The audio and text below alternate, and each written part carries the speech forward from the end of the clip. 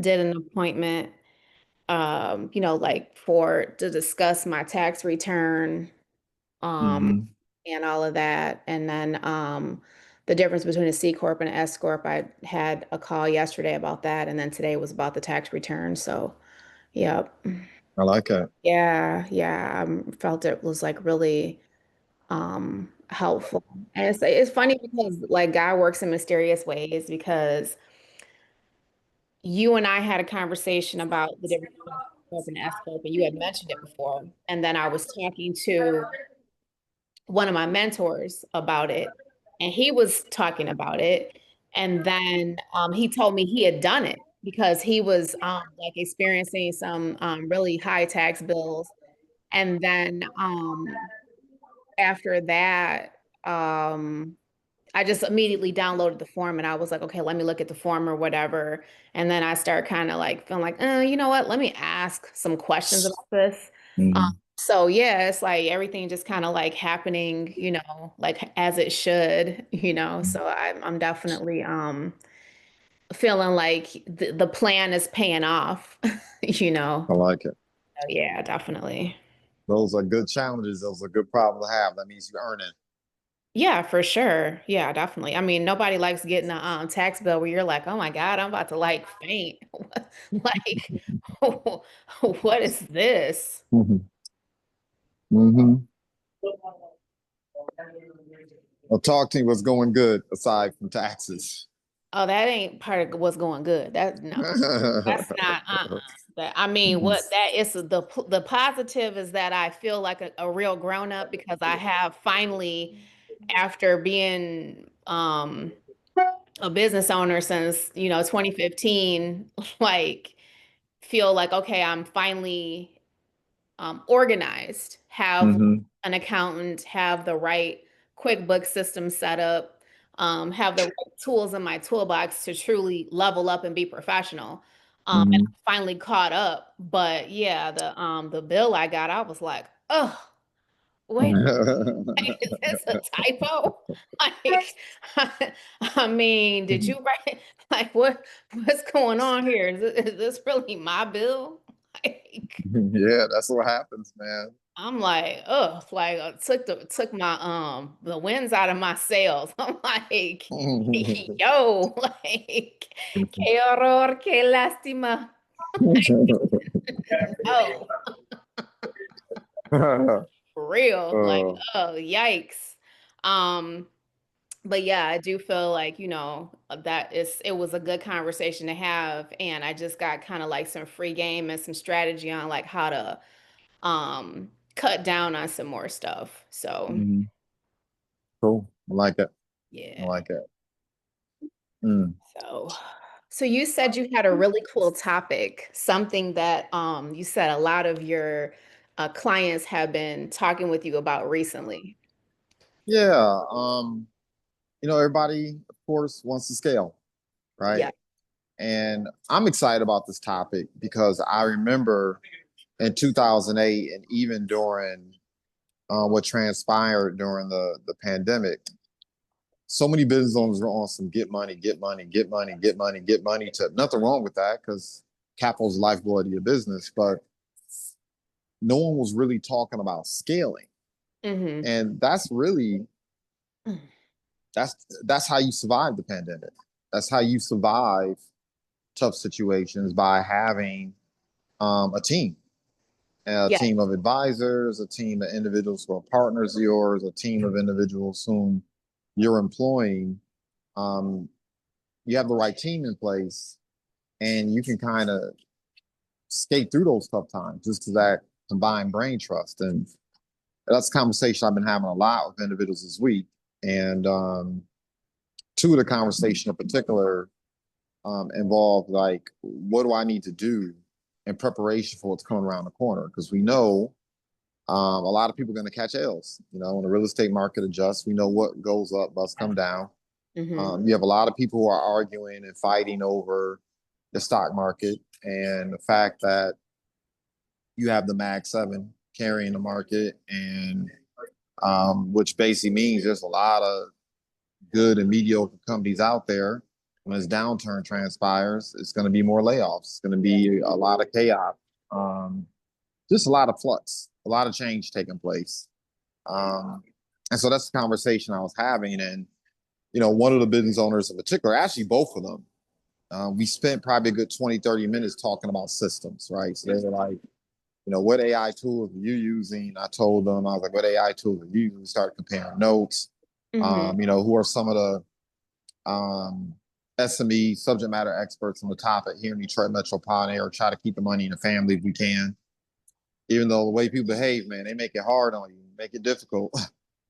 Let me tell you. But um, any respect, at the end of the discussion, um, or discussions, I informed them. I said, at the end of the day, you can have the best systems. At the end of the day, you can have all the tools in the world. You can have a phenomenal strategy. You can even have great discipline, and be around people who are disciplined. But what it really boils down to, or I think people forget, is you got to put the right butts in the right seats. Yep. You just got to put the right butts in the right seats. It's like the answer to how do I scale? Find better people. That's all it is to it. Find better people. Find a way to become attractive to better people. It is a lot easier to find someone who's self-disciplined. It's a lot easier to find people who are not afraid of books. It's a lot easier to find people who, have a standard and are who are going to hold themselves to that standard and do what they need to do to level up in any given situation than to take a puppy or to take someone that doesn't understand like the grind and transform them, right? Or And so that. maybe somebody who's been with you for a long time who is Mhm, lackadaisical and just lacks enthusiasm with your vision or what it is you're doing. That mhm, that is poison to growth. yeah, That's yeah, you yeah, know. So, mhm. Yeah, and it's funny enough, I demonstrated that to one of the business owners. I was like, look, if I take you in one room and I take one of your staff persons, or particularly if it's a person that's valuable to you, mhm. and I put you in two different rooms and I ask that person, why does this business exist beyond earning a profit? You know, what's the company's competitive moat? What's our core services, right? What's the philosophy in terms of determining who you should be doing business with and not doing business with? What's the protocols for certain expenditures, et cetera, et cetera. And I said, if I take your team members and I put them in another room and their response is different from yours, that's a problem. Yes. That's a problem. And you can't just blame it on them. Like part of your responsibility as a leader is to set expectations, give people a track to run on, and an opportunity to level up and grow and do the things they need to do, become more valuable to your company and keep them motivated. But you know what? The thing that people don't, and sometimes I'm even reluctant to talk about this because I get tired of people saying it's not enough hard workers or there's too many lazy people. And I'm like, well, yeah, that's true, but you have a hard time convincing me that people are any more lazier than what they were 20 years ago. When I was beginning my entrepreneurial journey and I looked to my left, my right, and nobody was there. And when I started literally building sales teams, nobody was there. It's like, what about the companies who are attracting the talent? What about the companies who are winning? What about the companies who are scaling? Like the Mhm. talent's out there. I don't believe that there's just all of a sudden a paucity of hard workers and people to work with. The challenge as an entrepreneur, particularly when you're a startup or you're still in phase one where you're growing from a team of me to a team of we, is what do you do to make the environment more fertile and attractive for the talent that you want? How do you attract them? How do you onboard them? What does that look like? Like, I feel like a lot of business owners underestimate the amount of time that you have to dedicate towards attracting and finding the talent that you need to level up. And most of the business owners I know of Um, they just aren't dedicating enough time to that. So they're generating revenue, they're earning money, but you and I both know you could be earning 750, $1 million a year and still be broke. Absolutely. And the more So, money you make, the more money you blow, and you'll be like, damn, like, and like, it's not even. It's sometimes I don't want people to get it twisted. We're not talking about blowing money like clubbing. I I mean, no, mean, I'm not talking about like, you yeah, start I'm not, spending money on systems. You start yeah, I'm spending not money on talking the wrong about. people, and Yeah, yeah. I'm not talking about blowing money like popping bottles and going, to the Maldives. I'm talking about just like your overall operating costs and your expenses and just like your lifestyle, Yeah. like your if you've got multiple mortgages or you have Hmm. multiple vehicles or multiple Hmm. companies that you have to have insurance for and multiple like I mean it adds up and you'd be like damn Hmm. so yeah like the more money that you make the more money you spend and then of course the more taxable income you have so Yeah. and that's a whole nother like thing there Hmm. but I do think that one thing that's good about having these conversations with other business owners is that people are woke and they're aware of what's going on. And so there's that little acronym, was it proper preparation prevents poor performance. Mm. So when you know better, you do better. And, you definitely, You like to think, well, yeah, but you yeah. have to spend time too with people and grooming your staff and training your staff and making sure that you're having conversations with people, explaining your vision, and even showing by example. Like Hmm. I've been training a few of my inside sales agents, showing them by like having them shadow me as I'm having different conversations and they're learning a lot because they're like, oh, wow, I can see that it wasn't all just business. It was like you were really trying to get to know them as a person. I'm like, yeah, it's about building a real relationship with that other person, especially like whatever business you're in. If you're in the business of, real estate, like we are or whatever, you want to build um like solid relationships with people. So when people Hmm. be like, oh, like I was talking to one lady, she's like, oh yeah, I seen one of your properties. And I was like, well, which one was it? I'm like ready to pounce. Let's get it popping. And she was like, "Oh, I can't remember what one it was." And I was like, "Well, what was your buyer looking for?" I'm like, "Let's try to like, narrow it down." You just want to have those conversations with people because it's super important. Very, very Yeah. important. Yeah. I agree. I agree. I mean, that's the message I guess I want more entrepreneurs to take from this conversation and when you're conversing with other people, because right now it's sexy, right? AI is it's the new sexy shiny object. Everybody's running after it, and and you have to, right? You have to Yeah. learn how to utilize these tools because other people are going to learn how to use them, and they're going to move faster than you. And the speed of business, you know, because of technology and information, how accessible everything is, you can get left behind real quick. Like you can get left in the dust a lot faster than in the past. But Hmm. the one thing you have to remember, and you have to remember this, is like good talent will,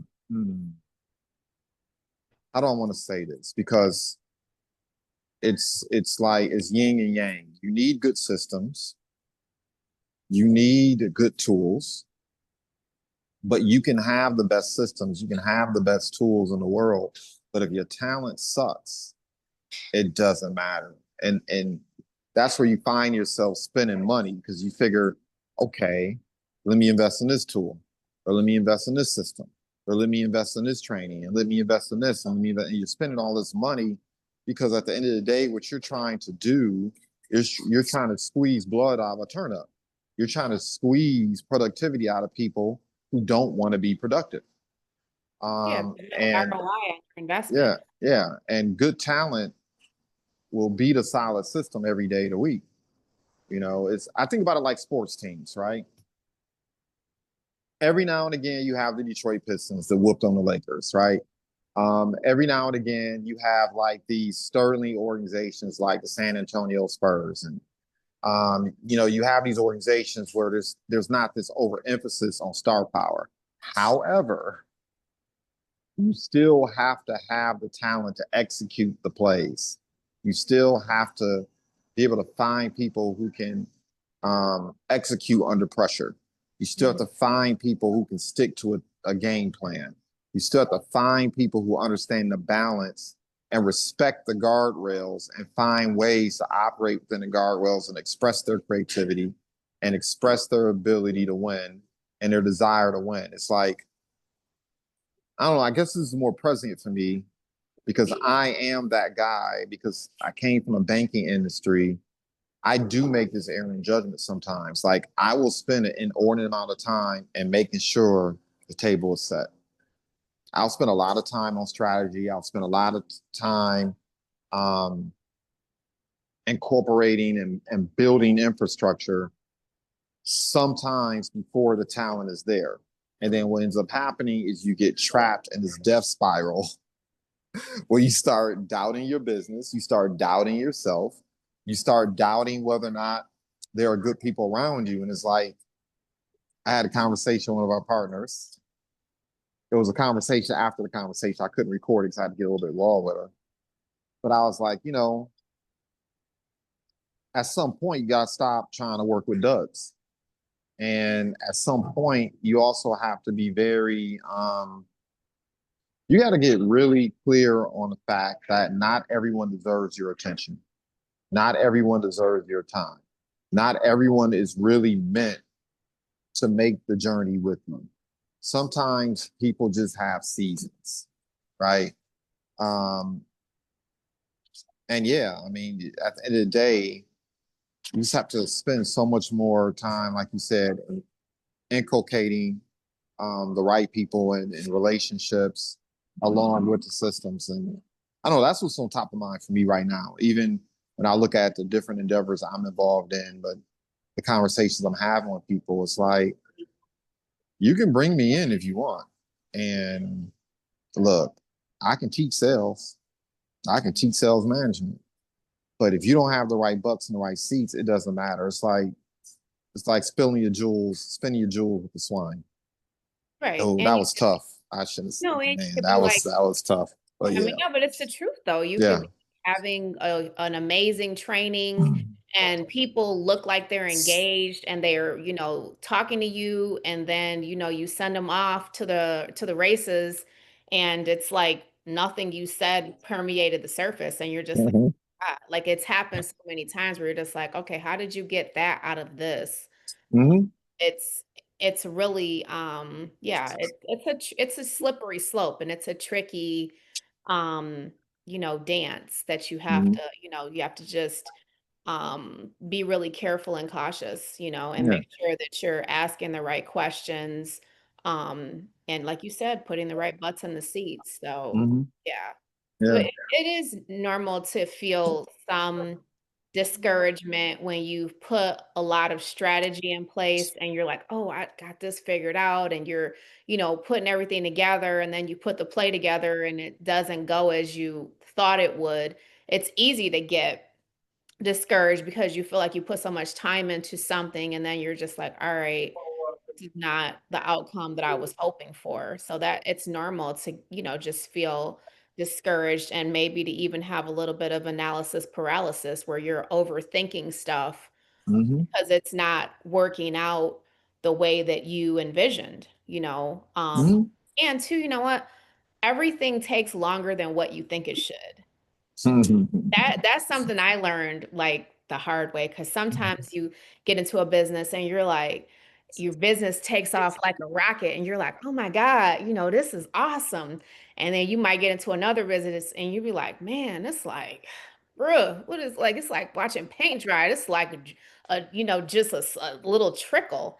But every business is not the same. And Mhm. depending on what type of business it is, it may appear to be a trickle, but it's really not. It's just a different type of business and a different type of lane, and you have to be kind of fluid and very flexible Hmm. and how you envision things, I think. Hmm. Yeah. Yeah, I mean it's a balance, right? A conversation that I have with a lot of executives. Matter of fact, I'm in the middle of coaching three different executives right now who are starting up businesses. And what I'm warning them about is look, in your field, in your endeavor, in your deal, you're the ish, right? You were paid the six figures plus because you were more intelligent, you were more capable, more talented, had more experience, but more important, that common denominator, man, that work ethic, right? That's why you're winning. And when you onboard new people, what ends up happening is you think everyone operates the way you operate.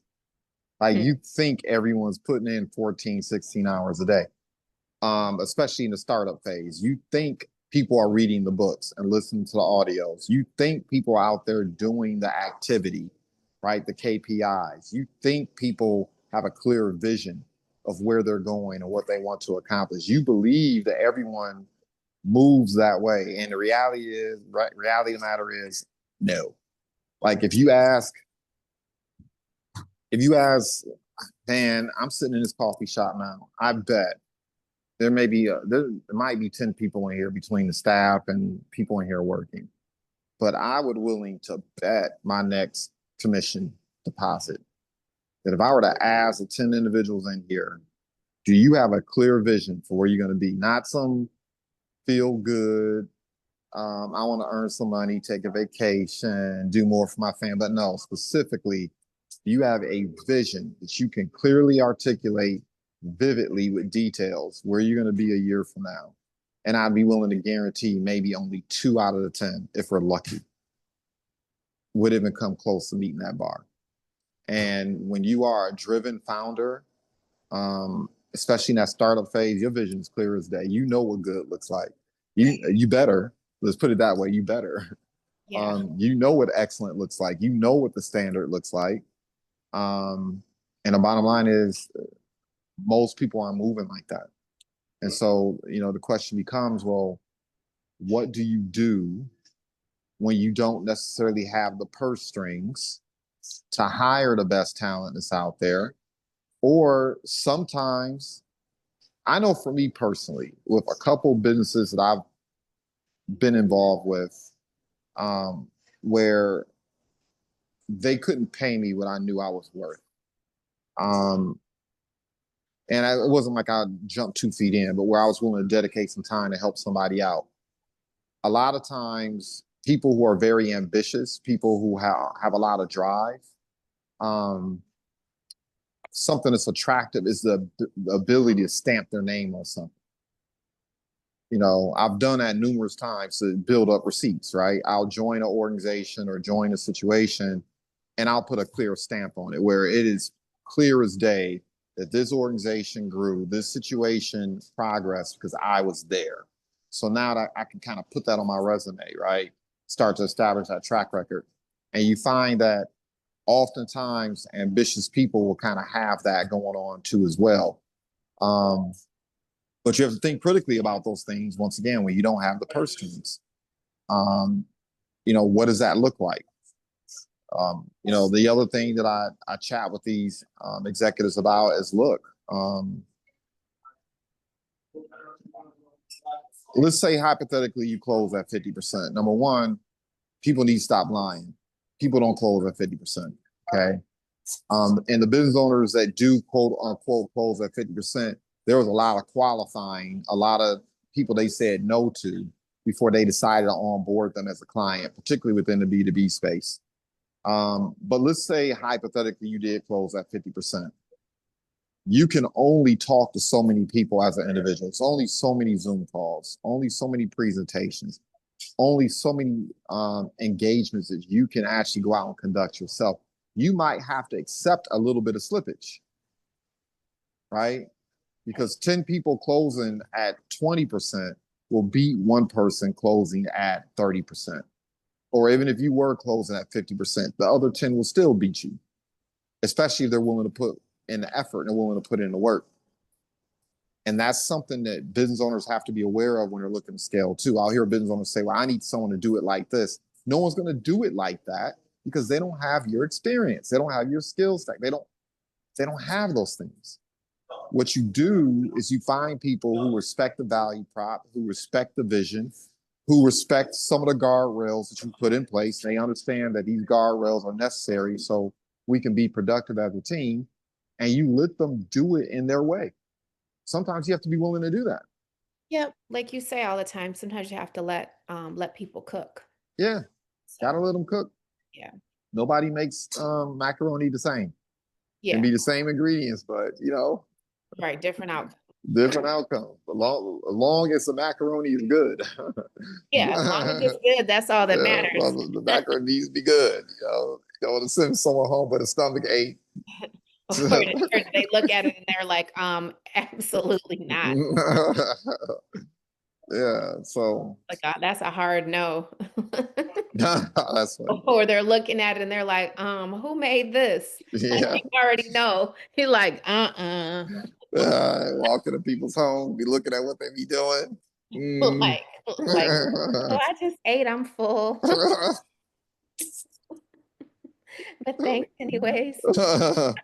Be playing around the plate, twiddling the fork a little bit. I'm so full. I don't know what's got Bring me some water. some bottled water though. Oh, that's funny. But yeah, I mean, for me, that was a significant hurdle, and it's been a process. I think it's a But significant hurdle for all small business owners is mhm. getting the right butts in the seats. And sometimes it can be the right butt in the seat, but like you said, people have like seasons where they can be like extremely effective and like maybe one service line that you're offering and then you pivot to a different service line and maybe they're just not getting it for whatever reason. It's just beyond their skill set and you're just like, okay, yeah, this is clearly not And working. you have to be willing to replace them. Yeah, you do. You You do. have you have to be willing to replace them. Hmm. Um, it's interesting, particularly like if you are in a business where there's a huge social aspect to it, right? I mean, all businesses have this, but some more than others, right? You want to create an environment where people are comfortable, whereas they feel like if they F up or say the wrong thing, that there's a safe space for them to articulate the challenges they're having. You need to give people enough wiggle room to F up, and maybe not execute the way you desire to do so, right? You got to provide that. You have to provide a space where it's attractive. So you have a pool of people to kind of decide who you're going to deal with, who you're going to promote based on their productivity and everything else. Right. On the other side of it is, and I'll just be honest, like the one thing I've gotten really good at in the last 5 years, man, when I walk into a room and I can see the BS.com, when I can see a lack of a standard, when I can see plain as day that people really aren't pursuing excellence, or if they're, you can't get a 10 to follow 5, right? And it's Right. not necessarily saying I'm a 10. I would probably give myself at this stage a 7, maybe a 7.5. But you get into a room and you start bringing on go-getters. You start bringing on individuals who have the skills to pay the bills and the work ethic and the talent, all these things. Man, you get too many fives around them, that will run them off too. Because Yeah. nobody, if you're on your, if you're in on your game, you don't want to be playing around with individuals who, you know, gonna drop the ball, not willing to be accountable, not willing to be responsible, excuse making all the time, not accepting responsibility for the fact that maybe it's you, maybe it's not the people, it's you. Like, Mhm. I cannot stand being in environments like that. It's like, oh man. Um, I made a couple decisions over the last 2 years to remove myself from certain situations because it was like I was just thinking like, man, something's got to give. Like I'm It trying. can retard your growth too. Because Yes. if you're in an environment and you feel like your mental, like if you feel like your what you bring to the table and your skills and your strengths are not being respected, Mm-hmm. then you can feel stymied. You can feel like, okay, Yeah. you feel like, I just don't feel appreciated. I don't feel valued here. Mm-hmm. And I'm sure we've both been in that spot before. Like when I worked one of my last 9 to 5 type jobs, I very much felt that way. I felt like um, they didn't really value like employee input on Mm. certain things, even though you're dealing with their clients and their customers and you're on the front line and you may have an amazing idea of how to generate more sales, more clients, more income for the company. And they're just like, oh, yeah, that's a good idea. And then never implement it. And that can Mm-hmm. make people feel, in my opinion, just completely uninspired, like, Mm-hmm. very much like a turn off. And so you have to be careful about that as well, Mm-hmm. when you're trying to build a team. Um, I think it's important to always ask people, well, what do you think? Mm-hmm. How would you do that? Yes. Or I like to ask people I'm working with all the time, and tell them, hey, especially after we have like a staff meeting or a powwow or a team Mm-hmm. huddle, hey, if there's anything that you've ever tried with a different type of company that you've worked with, or something that you might have seen somebody else talking about or doing that you think would be a good fit for us to do here, by all means, I'm always open to constructive criticism, ideas, Mm-hmm. different things that you guys feel we should try that might be a good fit here. Mm-hmm. Rome wasn't built in a day, and I learn new things every day, and I know you guys do too. Because you Mm-hmm. want people to feel empowered to, like, even if they were hesitant, like, oh, I don't really know, but I'm gonna bring it up anyways because she already opened the door to that. Mm-hmm. Because I mean, you never know, you could learn something from a 5-year-old. You just never know, who you could learn something from and be like, oh, wow, that's a good idea. I'm going to implement that immediately. Particularly if they're doing the work. Yes, absolutely. Yeah, you're absolutely right. But like I said, yeah, they have to be doing the work because if they're just coming up with the ideal of the month or the ideal of the week And or the not ideal, executing. but they're Yeah, not executing, it's like, why are you bringing this ideal to me? You haven't even beta tested it. right. You're not Just executing. You're just no, you're just talking. Yeah, you. yeah. 9 times out of 10, when you receive advice from people like that, they're just trying to figure out a way to lessen the amount of work Oh, that's required. And it's like, no, or like, make more work for you, period. oh Like, my goodness. it's like, bro, Mm, we're not doing that. That's like not happening. yeah, yeah. I'll say that too sometimes if I'm like working with somebody on something and it's like a joint thing. I'll be like, dude, the last thing I need is for somebody to make more work for me. Like that's the last thing I need. I don't like that makes me want to flip the table over. Like I don't Mm, need that. I just don't. Like I got a full enough plate as it is. I'm trying to delegate as much as I can. Some stuff you obviously can't delegate. It's just not mhm. possible. But some stuff, if you can, you should, because you can't grow that way if you don't. If you're not willing to delegate stuff out, you're never going to grow. You're just going to be jogging in place while everybody else is jogging around the track. It's interesting you share that. And I'll be honest, because I am competitive and I like putting my foot on the back of my competitors' necks, particularly if I feel like you've been hating on me. Like my haters, oh man, I'm like, I can't wait to stump a hole. But any respect, if you Eddie, don't hate on me, it's all good. Eddie. It could be complete. We can complete each other. We can help each other level up, and that type of competition is good. But my haters, I'll only admit, I love stumping a hole in their asses. But anyway, I will share this. I was having a conversation with a business owner this week about that, right? this ideal there are certain things that you have to do.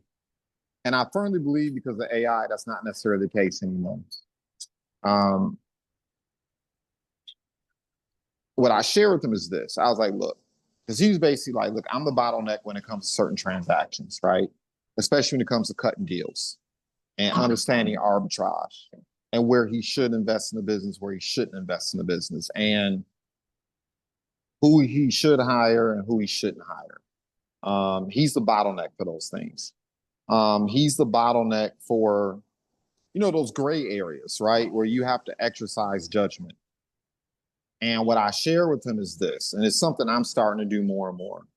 When I make certain decisions, I will sit down and I'll map out why am I making these decisions. When I'm having certain conversations, I'm getting the permission first of the people I'm conversing with. And I'm like, look, okay, let's have this conversation, right? When I'm making, even when I'm talking to my COO about where we should invest next, what strategy we should employ, I'm like, look, there's certain like information we don't want people having access to in terms of our internal workings. But for the stuff that isn't that sensitive, let's record this. And I'm telling you, you can take that information, you can put it in some of these AI systems, and it will begin to mimic your decisions.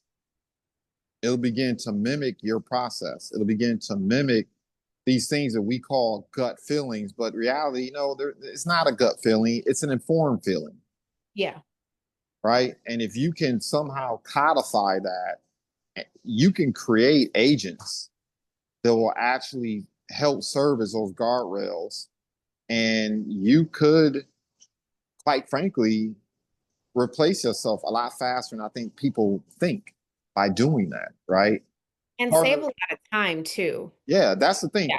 It's Yeah. not that you can't replace yourself, it's the fact that you know how much time it would take to Yes. train someone to replace you. And you're like, nah, I'm just going to continue doing this for a little while longer, right? But because of these tools we have at our disposal, yeah, you can use it Hmm. to do just that. You can utilize those tools. Yeah, Um, AI is definitely a game changer, and I feel like it really does help to save a tremendous amount of time on tasks. And I do notice too that as you start using it, it does start learning your patterns and it'll mhm, ask you like, oh, like mine will be like, do you want me to do one in Spanish too? mhm. Yeah, the other thing is it's interesting you mentioned that because you also have to instruct these tools what not to do. Hmm. Because what do they call it?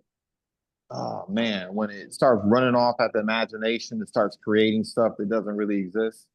I forgot what they call it.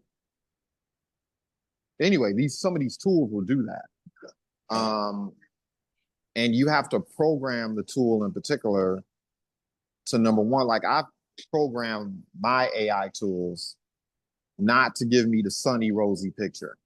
Don't tell me what I want to hear, right? I'll instruct it. These are the goals, these are the objectives.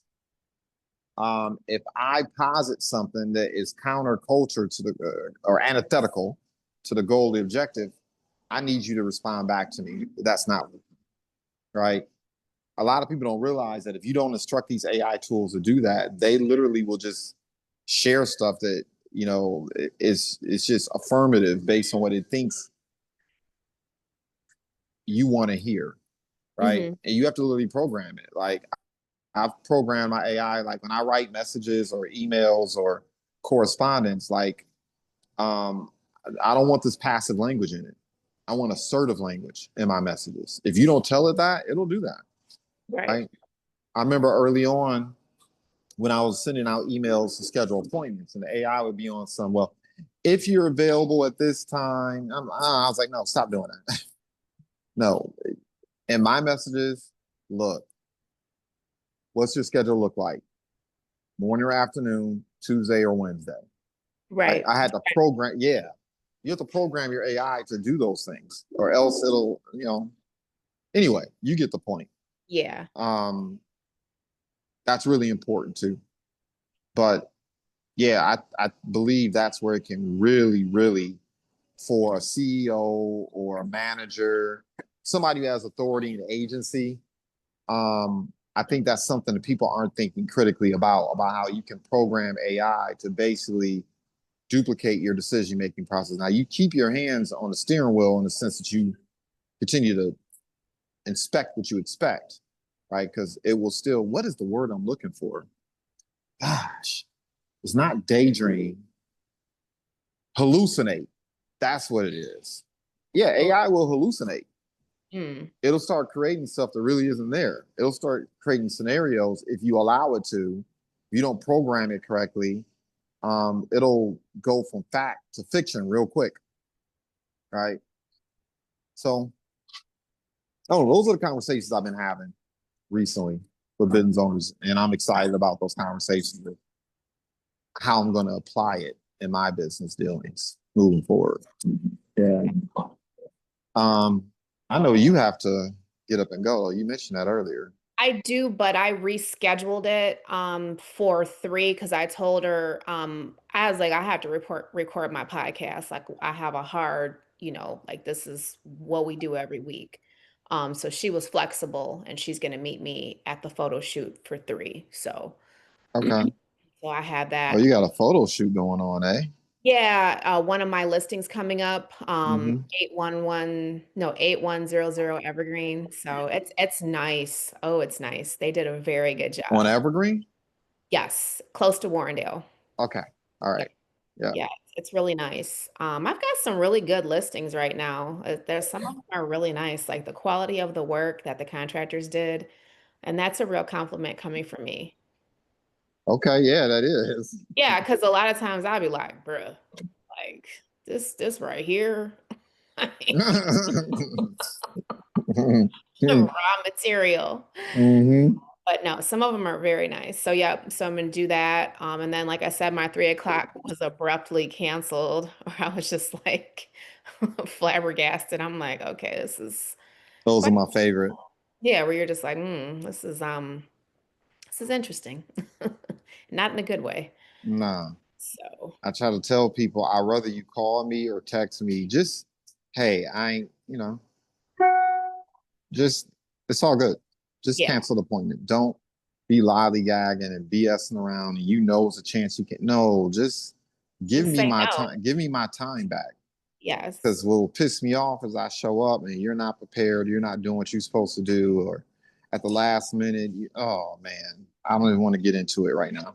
Yeah, it's something that a lot of people need to work on, respecting other people's time. It's definitely an issue for Yeah. sure. What are they not not not personal development, professional development. I guess it's a little bit of both, but professional development. Well, yeah, it's a professional development because you want to treat people how you want to be treated and you want to be taken seriously. And if Yeah. you can't meet a bare minimum standard, then how can people really take you seriously? Because that's the first way for me to be dismissive and you as well. If someone's not, communicating well and they're just kind of like all over the place and, not doing the work. So, You said there was a tool. I'm sitting here looking for it. You said there was a password tool. LastPass? Is that last pass, yes. And LastPass? yes. PASS. Yes. That's And why I I've, can't I've been find it. I've been using it for years. We could hop on a Zoom call anytime you want, and I could give you like a crash course in it. There's also another app that I like to use called Time Doctor, where I monitor what people are doing that I'm paying. Um, and I'll go over it with them and be, to show them whether they're being productive or not. Yeah, I'm about to onboard an admin, Mhm. and I like the fact that I don't have to give this person my passwords. This That- tool, that's why I like it. yeah. And I I definitely feel like it gives you control because if you have to get rid of someone or you have to execute a power move, you can just lock them out of the system. Hmm. You're not in danger of, oh, I got to change all my passwords. It gives you complete control over who's got I access like that. to what. Um, and it definitely simplifies things too, because Hmm. you don't want people who you're not sure if they're going to work out to have access to certain things. Oh my goodness. Yeah. Yes. Yep. Anytime you want, you just let me know. We can hop on a Zoom and I'll give you like a crash course in it. So you can kind of see how I have mine set up, and I could show you Time Doctor too, unless you already use that. Do you? No, I don't. I'm not ready for that. I will be, but I'm not ready for that tool yet. But this last pass, I can immediately execute, apply. All right, cool. Yep, just let me Yeah. know when you're ready and we can do it at any time. I'm Yeah. like I've been using it for years. Mhm. Yep, and I do like it because over the years people have come and gone. That's just what it is. It And is what it yeah, is. sometimes, like it's abrupt and it's like, yeah, this is not working out. Oh my goodness. We can have So conversation for days about that. yes. Well, Well, it's always real, it's always fun. I appreciate you, and I'm gonna be meeting with one of the people on my team, one of the associates, like congratulations. talking about some time management and some strategy later on this afternoon. Oh, I know who you're talking about. Let me know how that conversation goes. Well, I'm gonna I'm be very curious to know direct. how. Yeah, I'm gonna Yeah, be direct about it because I feel like if you're really not um serious, then what are we really doing? man, let me free you Yeah. from Um, these commitments that you don't want to really commit to. Let's free you of that. yeah. You can continue on doing what makes you happy. Yeah. Yeah, Well, yeah, yeah. I mean, if you don't yeah. really want to focus on Hmm. leveling up, then that's fine too. Hmm. Everything is not for everybody. That's a line I like to use a lot because it's the truth. When you present an opportunity to somebody, if they're not executing, and I see that a lot, and I know you do too. It's just one of those things where, like you said, you want to give somebody ample time to be able to like cook, but if they're not even making like baby steps, it's just like, what are we really doing? No, you got to get me free. You have to free yourself for that.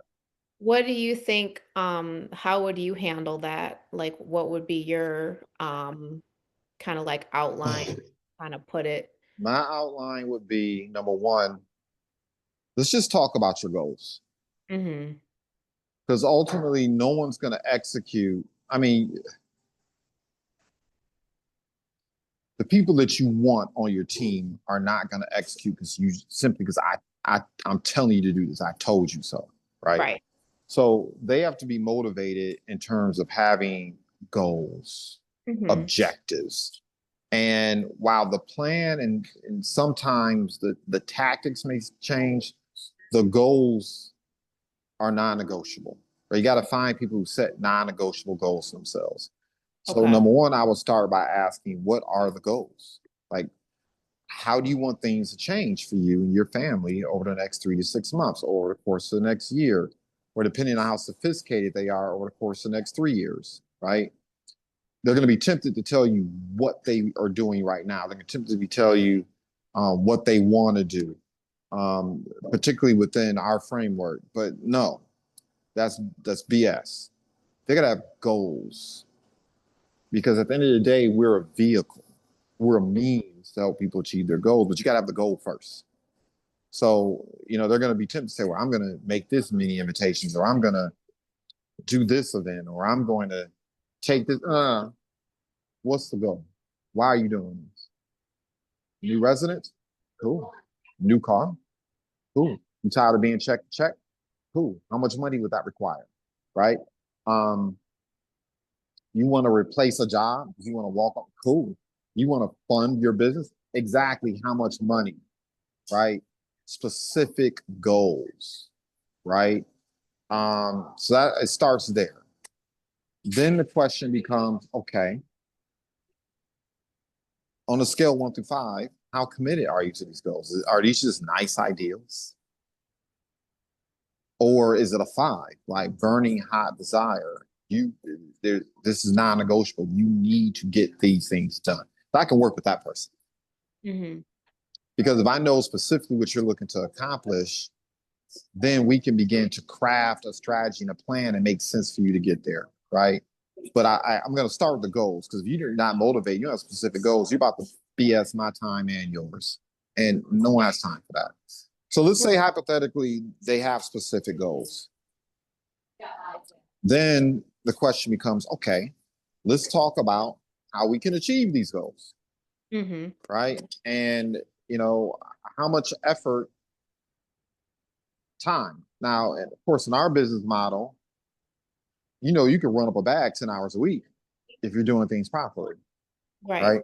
So it's like, okay, how much time can you dedicate towards this? Because while we don't need 30, 40 hours a week, it's not a traditional business model. It doesn't require, unless you're a producer, right? That's a different conversation. But this person is not going to be a producer. They're not about to start walking in to small business owners and corporations. They're not showing up. It ain't going to work. They're going to have to do it a different way. So then the Right. question becomes, okay, 5, 10 hours a week. Okay, cool. You got 5, 10 hours a week. If they tell you, well, I'm not sure. Well, now you BSing again. You said you have a goal. You know it's going to require energy, effort, at least a willingness to focus. So let's have a conversation about how much time can you set aside? How much bandwidth do you have? I'd rather someone give me 2 hours a week than someone say they're going to give me 10, 15, 20, and then they BS and doing it. Because I'm not trying to helicopter you, Right. right? Then the next question I would ask is, see if the person passes that test, right? Okay. And I'm gonna get detailed. Okay, you got 5 hours a week. Let's talk about your hours. Let's talk about the days and times where you're gonna dedicate to this, right? The next thing I'm gonna do is utilize a document that I know you favor, I highly favor, on the personal daily achievement sheet, I've right? given them that. Yeah. But it's like, moving forward, if you don't fill this sheet out, I'm not working with you. You're either going to show up on the accountability call, or once a week, we're going to go over your sheet. And if you don't fill in this sheet with your activity, you're telling me you're BSing. That means you're not doing the activity. Hmm. If you're not showing up to the accountability call, the training call, where you can at least hear the type of activity, learn the type of activity, and report your activity, you're on some BS. And I'm straight up like, this is what I need from you. I'm going to help you. I'm going to make the ground fertile. You're going to make sure you got 3 call partners available. You know there are events taking place already that you can plug into. We have, if you're in our Discord channel, there are opportunities being presented there all the time. Like, there's never going to be a day where you don't have the opportunity to build your business and you're not getting the entrepreneur soul food that you need to effectively execute. So Only admins can add to the Discord channel, right? there's a link. Okay. There's a link that's on our landing page. And if you go to our landing page, you can basically use that same link repeatedly. Okay. To invite people. Yeah. Okay. Um, okay. So that's how that part of the conversation will go. Um, and, you know, depending on the dollar amount, right? Extra 500. I mean, I did that yesterday. You know what I mean? Hmm. So extra $500 a week, a month. Okay. That's one type of conversation. Extra $2,000, $3,000 a month or a week, different type of conversation, right? Um, what you got to be careful about is you'll have individuals who'll be on, so I need to earn $10,000 a month. I mean, I'm straightforward. Have you earned $10,000 a month before? Like, don't BS me. Don't tell me you have, because if you have, you wouldn't be in the situation that you're in. So let's stop BSing. We got to deal with facts. Do you Mhm. know how to earn an extra 10K per month on a consistent basis? No. Have you worked a job that pays you a six-figure income on the consistent? Okay, so look, yeah, we can make this happen, but what do you really need? Because it's fanciful BS that you're throwing out there. The moment stuff starts getting tough, if it's not attached to reality, you're going to quit. You're gonna silent quit, or I'm gonna be hearing a lot of complaints and BS because you're not willing to do the work that's required to get there. Right. Right? If someone tells me I want to earn an extra 500, okay, 2 exposures a day, give me a three-way a day, plug into the events, let's rock and roll, let's go. Right? If someone's on some, I need to earn an extra 2,000, $2,500 per month. Believe it or not, the activity really doesn't change, but the way you focus your activity changes a little bit. Right. And if he's serious and it's actually attached to an outcome where he's invested in it, and he gets a three-way call going, right? Okay. And I'll gladly step in. If the person's on some, okay, I need to earn grown adult income. I need to be on pace to earn 100K this year as an entrepreneur. Okay, 5 to 10 exposures per day. Hmm. You need to have a presentation on the schedule every day. Every day. Right. Not I'm trying, not I hope. One person needs to learn about your business per day. It can be you doing a Zoom. It can be you going to sit down with someone and playing a video. It could be you doing the presentation. It could be you inviting them out to one of our live events.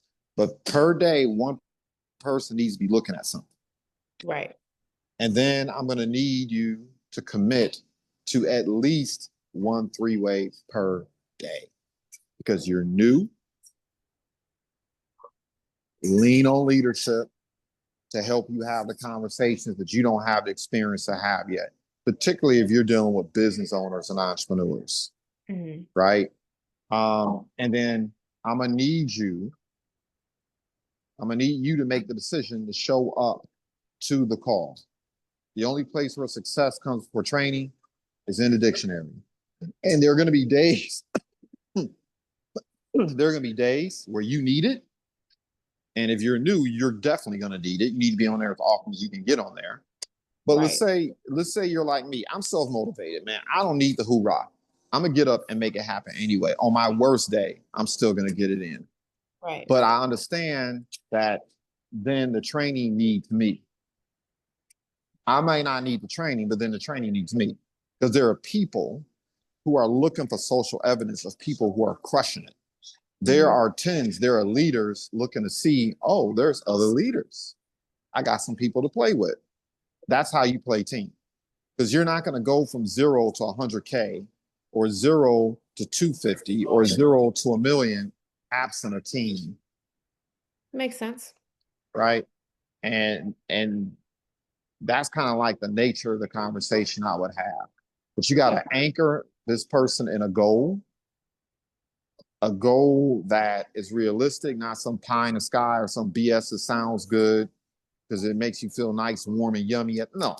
what's the Something goal? direct Yeah, and something yes. that's concrete. Yes. And it Right. has to be attached to an outcome, Right. right?